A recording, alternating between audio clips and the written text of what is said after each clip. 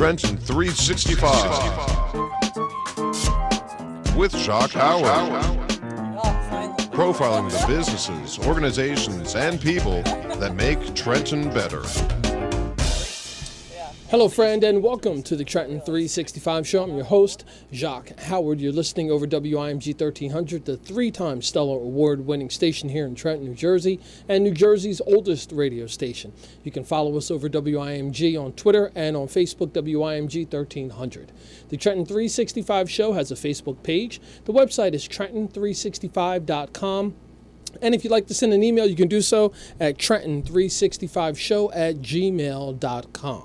In the studio with me is Karen Andrade-Mims, who is the Executive Director of UIH Family Partners, and the website is uih.org. Now, for some of you, you may have heard of the organization, but you're going to be shocked to realize that this organization has been around since late 1850s, and we're going to get into all the details about what the organization has been doing over these many, many years.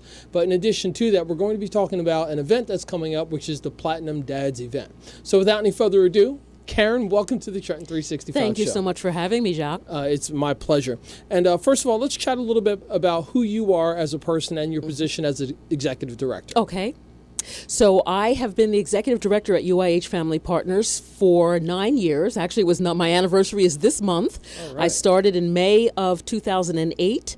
Prior to that, I was a board member. So I've been involved with this agency for close to 20 years, actually. And it's been truly a labor of love. I think one of the reasons that we have lasted for as long as we have is because we've evolved and changed with the times. And I'd like to think that my leadership and my vision for what this agency could become is partly the reason for that happening. Mm-hmm. Well, I'll tell you one thing. As the executive director, by far, that is it. This company or this organization moves the way that you move. And for the folks who don't understand the position of executive director, they can think about the CEO of a major corporation. That's exactly who you are, probably with a little bit more responsibility and a much smaller staff. Yes, indeed. So are you from the Trenton region originally? I'm not. Originally, I'm from outside of Philadelphia, small town, probably no one's ever heard of, called Yeadon, Pennsylvania, Delaware County, PA, but I've actually lived in New Jersey for about 26 years, so I'm a Jersey girl. Mm-hmm. And if you're running UIH Partners, UIH Family Partners, you are a Trentonian, and you're into this region. So absolutely. So UIH Family Partners, they do a bunch of different things, and I know we're going to be talking about the Platinum Dads event that's coming up, but in a nutshell, what does the organization do? So the core of what we do now, we started out as an orphanage, as you mentioned, in 1859, but the core of what we do now is really support fathers and men. And that started in 1993, actually, and was born out of a pilot program to help men who owed back child support to be able to provide for their children. So these were men who were either unemployed or underemployed, and our role was to really help them to become gainfully employed so that they could support their families and become responsible dads. And to this day, that really is the essence of what we do. Mm-hmm. And let's drill down a little bit on that, about the organization focusing on men. I know oftentimes we have this tendency to always want to separate and sort of segregate to figure, hey, we can be more specific in the work that we do. Why is this something that's really needed? I think because when we think about families, when we think about social services and supporting families, we often think about women and children. Men are the forgotten ones in terms of them really having needs to really empower and strengthen them.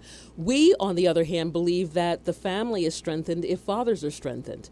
So even if they're not living in the home, if they're involved with their children and families, we know that the families fare better. Mm-hmm. And it's something that you mentioned, it really made a lot of sense, but I think oftentimes it's missed. The fact of the social services programs are generally always towards children and women. Yes. So therefore the men are generally left out. And by far we have more women in the world now than we do men. So we're talking about eliminating services for the minority of the population. Absolutely. Absolutely. And the other thing I think that really is unique about what we offer is that the staff are male. So when men come into our program, they see people who look like them. They see pictures on the wall that reflect their relationship with their children and their families. And that's important because we don't want men to feel like, they're coming into a place where, no one understands where they're coming from. Now, approximately how many men are serviced through your program? I would say over the course of a year, we see anywhere from 1,100 to 1,500 men. In various ways, both on-site at our facility, which is at 4 North Broad Street downtown, as well as off-site when we go to other places to actually reach men where they are. Now, when you go off-site, off of your location on Broad Street, when you go off-site, generally what does that encompass? So we go to places like the Rescue Mission, and we will do job readiness there, help men with resumes. We go to Bo Robinson Treatment Center, same kind of deal. We really kind of connect men who are there, which is a facility that is a lockdown facility. So we'll connect them so that when they get out, they know that they can come to our office downtown. We also we work with Children's Home Society, pretty much anywhere where there are men involved and interested in being more engaged with their families. And folks, I'm going to hold this up for the folks who are watching over WPHY. This is a beautiful marketing campaign or brochure that UIH put together, and this is double-sided, but you won't be able to see that much. But can you just talk a little bit about this? Because I was really, really struck by how beautiful this looks. Absolutely, and I thank you for your feedback on that. We've received a lot of positive input about it. So we developed that with a marketing firm that we partnered with about 3 years ago through a grant. And they really sat down and talked with us. They interviewed folks in the community, and they came up with what I think is a theme that demonstrates who we are. Men who are role models, men who are actively engaged with families. The color scheme we thought was much more masculine than what we had done before with sort of the primary little kid colors. So it was truly a partnership with a firm that knew what they were doing. And I want to go through these 8 different programs and services that you offer, and then we'll finish up with the Platinum Dads one. But let's start with NJ Prep. NJ Prep, Personal Responsibility Education Program. That is a program that we've been doing for the last 6 years, and it really targets younger males, African American males, between the ages of 14 and 18, targets them in 3 cities, Trenton being one of them, New Brunswick, and also Plainfield. And that is really focused around sexual health and responsibility so that younger men don't become dads before they're ready. Because that's important too. It's one thing, once you become a dad, but what things need to be in place before you're ready to become a dad. So that's really about getting them to think about those kinds of things and making good choices. And it also says in here that adolescents are educated on both abstinence, contraception to prevent pregnancy and sexually transmitted infections, STIs, including HIV, AIDS, etc. Absolutely. The curriculum that we use for that is called Making Proud Choices. And it really is a curriculum that's geared for teens and adolescents.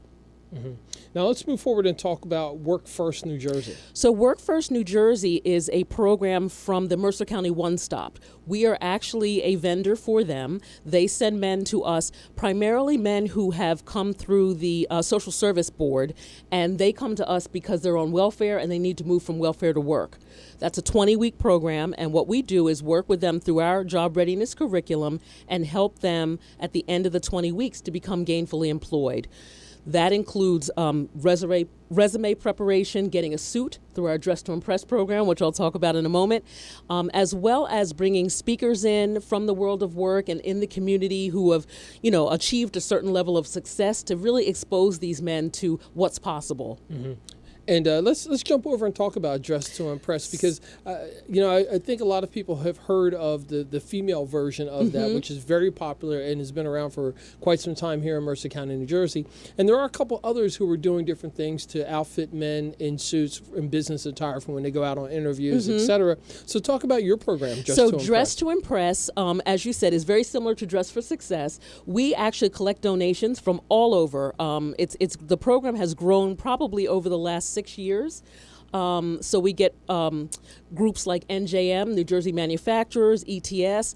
Oftentimes they will hold suit drives on their campuses and collect suits for us. We also have a relationship with Men's Warehouse where they donate clothing, gently used clothing to our program. And any man who comes into UIH for any services whatsoever is entitled to get a suit. Also some ties, some dress shirts, and if we have shoes available to fit him, we'll give him those too. Well, I want to say this publicly. My background in fashion, working from the manufacturing perspective and also retail, I'd like to actually work with you on your Dress to Impress program to see what I can do to actually get some more items, number one, but also to spread the word a little bit. That would I'm be making awesome. notations live as we do this. So I will absolutely put something together with that, and we'll see what we can do in the very near future with that. Thank you. You're welcome. Now let's swing back and talk about Operation Fatherhood. So Operation Fatherhood is really how we started. When I mentioned that we started serving fathers and men back in 1993, it was actually this program. It was a pilot program out of the federal government called the Parents Fair Share Act, and it was about helping men to pay back child support. So Operation Fatherhood is our oldest program in this iteration of serving fathers and men, and we do everything again from job readiness to working with employers to help men to kind of get their foot in the door, doing resumes, again giving them the clothing that they need, supporting them if they do have child support issues. Not that we necessarily go to court with them, but at least preparing them for what to expect if they do have to go to court for child support. Okay. So it's more of an advocacy portion that you're doing? Okay. Absolutely. All right, great. And family night out. I mean, I know that sounds like it's probably just a really, really good time where you're bringing all the families, everyone together, and they're doing a fun event, probably some music and food and some activities. You're exactly right. That's exactly right. Family night out we've been doing for probably about 4 years now, and it's a time for dads and kids to bond. So we started out doing it at our office at 4 North Broad Street, and it grew so much that we decided that we needed to kind of take it on the road. So we've, in recent years, partnered with other community agencies. We show up with the food, the music, the arts and crafts, whatever it is we're going to have. For example, we partnered with the YMCA, we partnered with Trenton Head Start, and basically we bring a good time to fathers and families, and moms too, who want to just spend an evening of bonding with their kids. Now, so the family fun night or family night out, it seems so simple, especially at this time of the year. Block parties and festivals and people are being outside. It's interesting that it's something as simple as that we don't think about all year round, and about fathers connecting with their families and with their children. So I'd like for you to talk about some of the different experiences you've seen in the men and their families during family night out. Well, one of the things that has been interesting for us is that when we started it, the first few times we did it, moms came out with their kids, but no dads. So we thought, well, maybe we need to change the flavor a little bit and do something that's a little bit more sports-oriented or things that actually attract men. So more recently, we've been focused on doing those kinds of things to really get the dads to come out. That's great. And we're going to move on. I'm going to cover at least one more of these before we're up on a short break. And let's talk about anger management. And I say I want to talk about this one because in men in general, a lot of us, and I'm speaking myself personally, our relationships with our fathers, we didn't have those conversations where you could share your emotions and your feelings in a safe setting for whatever reason. It was just not the manly thing to do. So more than likely, our fathers didn't do it with our grandfathers and great-grandfathers and on and on. So just talk about the anger management program. Yeah, that's a really interesting one. We have been doing that for about 6 years now, 6 or 7 years. Bill Davis, who is one of our client service specialists, he actually leads that, facilitates that group. And these are really men who are either court ordered to come to us, or they self-select to refer themselves because they're really struggling with issues that they're not sure how to handle around either being angry and violent with a partner, or maybe just having a lot of, as you said, unresolved issues within themselves based on family dynamics from their past. The group meets once a week on Wednesday evenings, and we use a curriculum from a gentleman, Dr. Bird, out of Atlanta, that really focuses on triggers. What causes you to get angry? What takes you there? And then ways that you can kind of mitigate that. and sort of bring it back down again. That's great. I'm speaking with Karen Andrade-Mims, who is the Executive Director of UIH Family Partners. This nonprofit organization, you can go to their website. It's UIH.org, or you can go to UIHFamilyPartners.org and learn a little bit more about them. I suggest you do that after the interview that I'm going to be speaking with her a little bit about. And then we're going to be talking about some of the other programs that the organization has, and then we're going to be talking about the Platinum Dads event, which is coming up in a couple of weeks as well. You're listening and watching the Trenton 365 show, and I'm your host, Jacque Howard.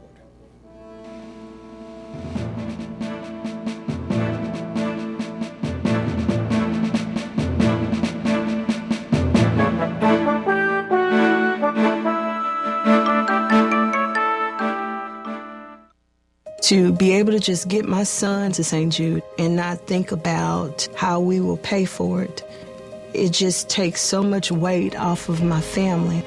St. Jude allowed me to focus on being a mom to Bryce. And sometimes I'm just in awe of the impact St. Jude has, not only on this community, but the world. St. Jude Children's Research Hospital. Finding cures, saving children. Learn more at stjude.org. I wasn't prepared to be a caregiver to Mom. I had no idea how hard it would be and what I would need to know. Things I never thought of, like how to improve her mood and ways for me to stay positive. Luckily, I found the Caregiving Resource Center from AARP. It had articles about the basics, but also information about the hurdles I was facing. Caregiving Resource Center at aarp.org/caregiving. Articles, tips, and tools to help you both care for your loved one and care for yourself. Brought to you by AARP and the Ad Council. And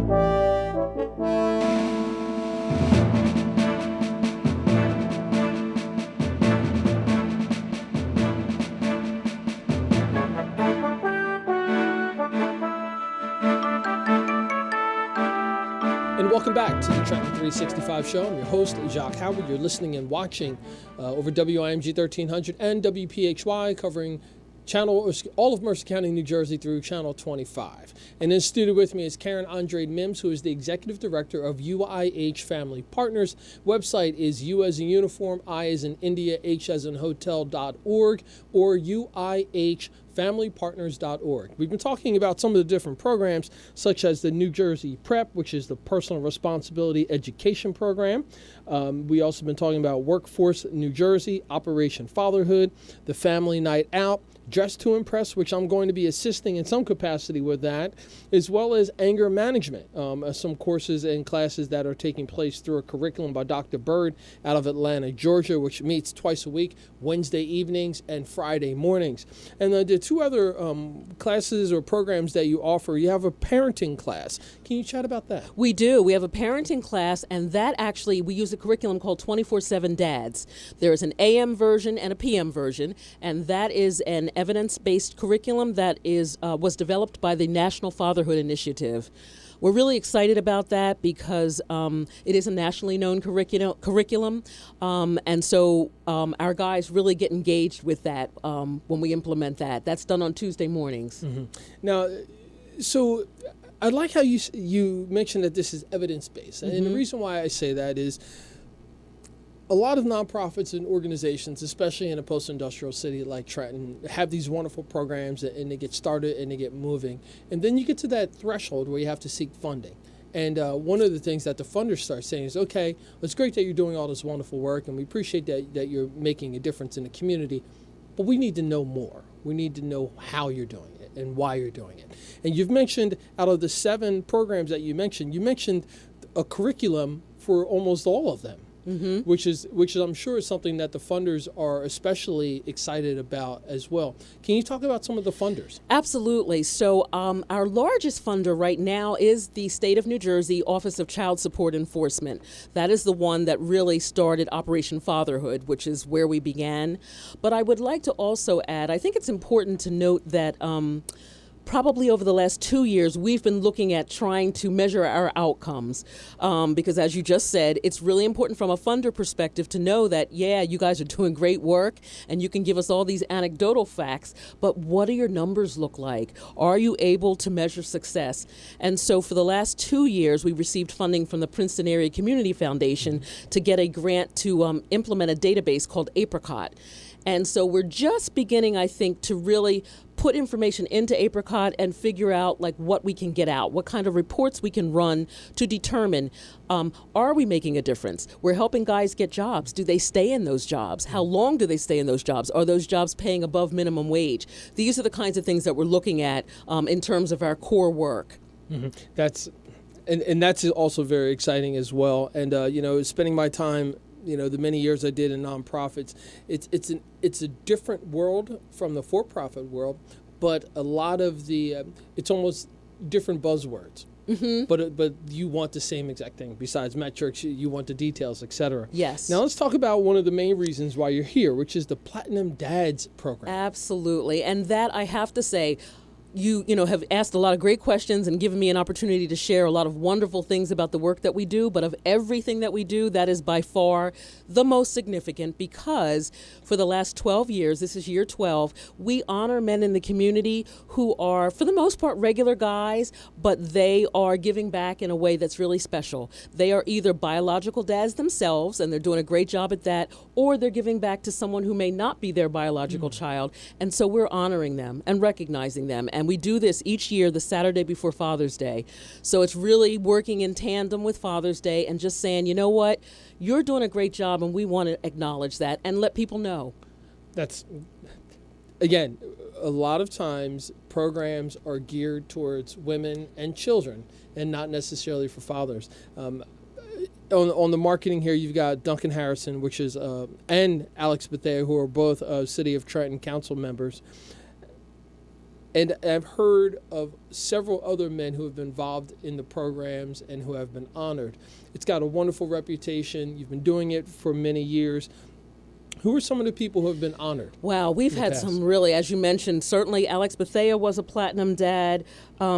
So two things I should say. So we honor regular dads to be platinum dads, and those are men who, as I mentioned, are sort of your standard dads who probably themselves would not say they're doing anything spectacular.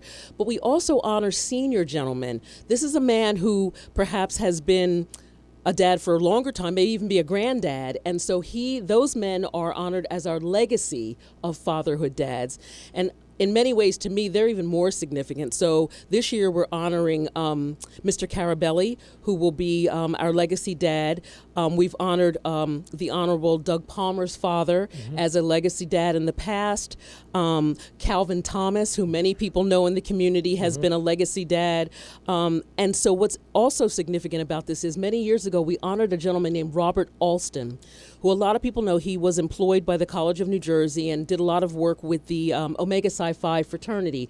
He passed away, so we have now named the Legacy Fatherhood Award after him. It is now called the Robert E. Alston Legacy of Fatherhood Award.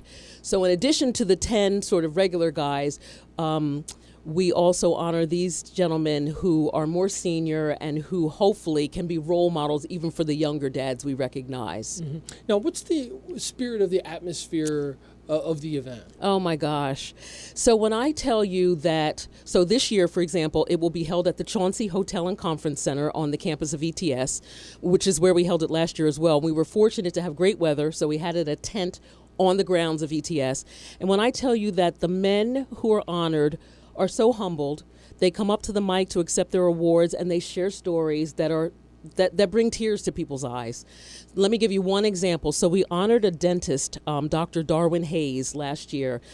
Darwin Hayes is a dad who is basically bi-coastal. He lives here on the East Coast. His son and his ex-wife live on the West Coast, and he would fly himself and his son back and forth every month so that they could be together.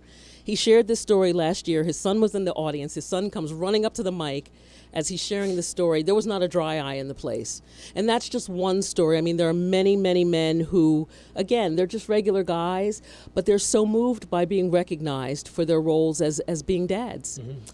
Now, how can people find out more and be more involved? I know you've got the website, et cetera, but for the average person who may not need to be or want to be part of the programs and services, but they feel they want to be a part of the organization. I would love for folks to, again, go to our website, as you mentioned earlier, UIHFamiliesPartners.org, or also give us a call. We're right downtown in Trenton, 609-365-3663.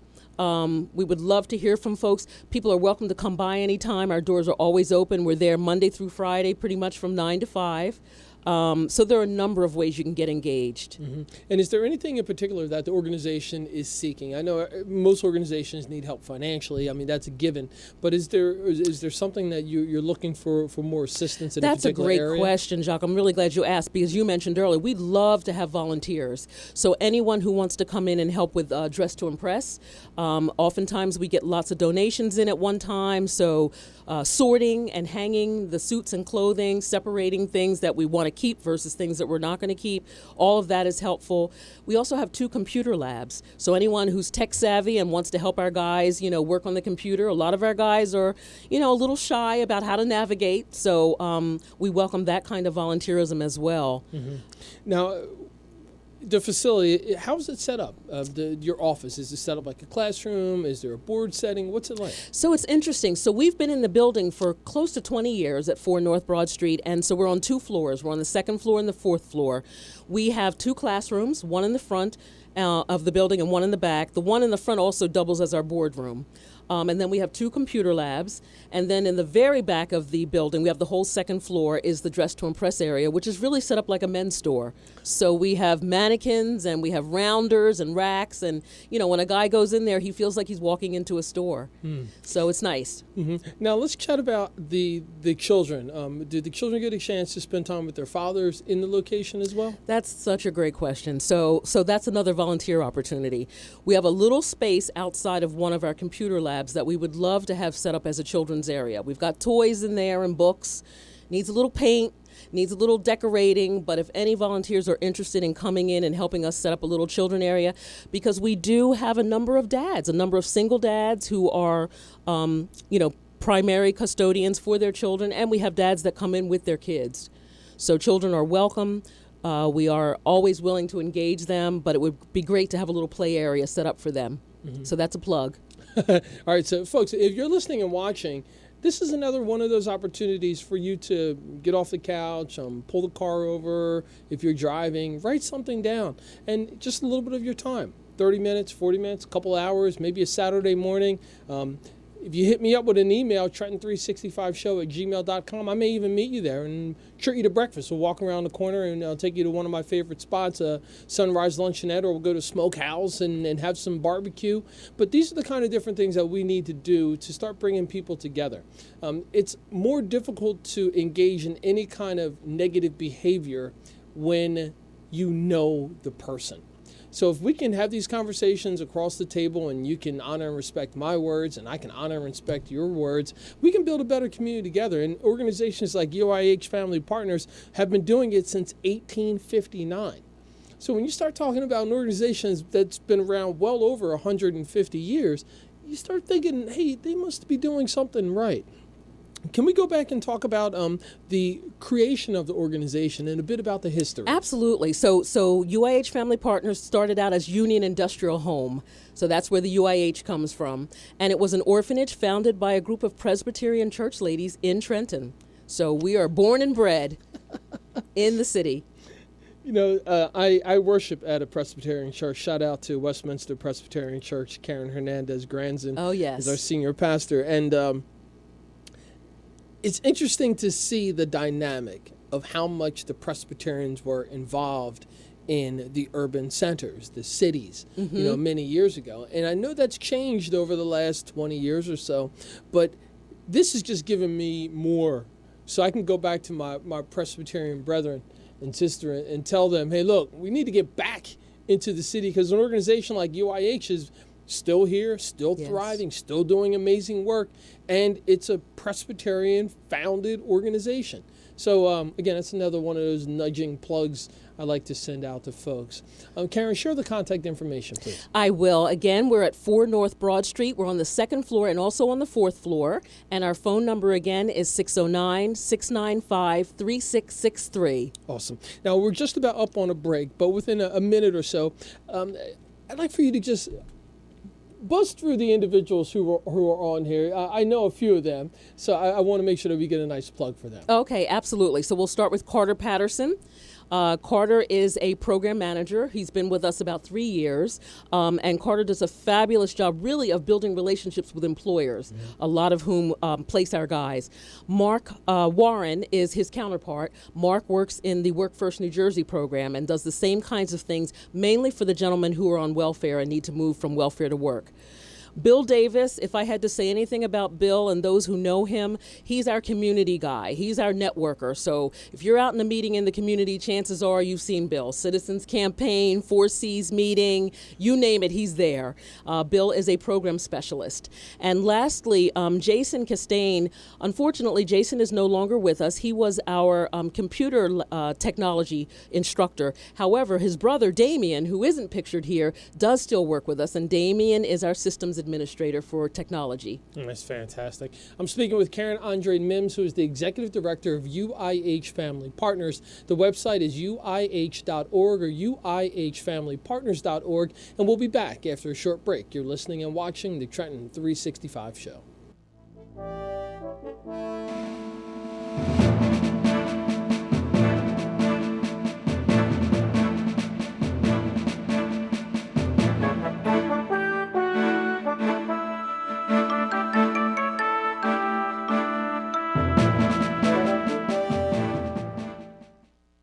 The Trenton Area Soup Kitchen, known to the community as Task, is looking for volunteers and financial donations to help them provide the 300,000 meals they expect to serve this year to people in need in and around Trenton. Most people know Task feeds those who are hungry in the Trenton area, but it's more than a soup kitchen and an advocate for the hungry. It's also an adult education classroom and an art gallery.